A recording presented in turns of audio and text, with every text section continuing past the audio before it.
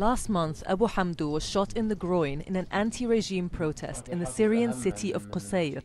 Too weak to walk, he was then smuggled into Lebanon for treatment via secret routes carved out by the Free Syrian Army. He is one of dozens of wounded Syrian refugees fleeing the violent crackdown every week. We'd gone out to demonstrate on a Friday. I had to come to Lebanon for treatment because hospitals in Syria have become military barracks. The army has broken machines and killed the doctors who treat the wounded. And they consider any wounded people they capture as militants. Abu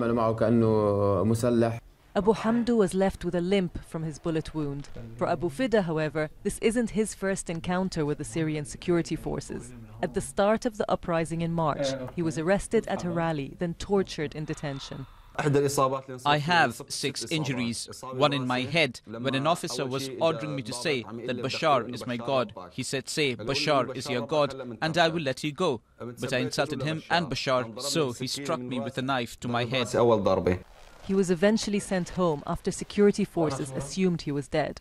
But following more treatment in secret, this time in Homs, he was back on his feet at demonstrations by November. This time his leg was riddled with bullets and he was rushed through into Lebanon for medical treatment. Most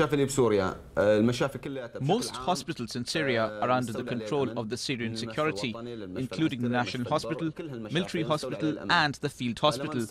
So if you go in one of these and you only have a small wound to your finger, you won't leave the building alive. Most refugees head straight to the north of Lebanon, which has a majority Sunni population, largely supportive of the anti-Assad protests. Despite their suffering, they say the first thing they will do when they recover is return to their country to protest and continue their struggle against the regime.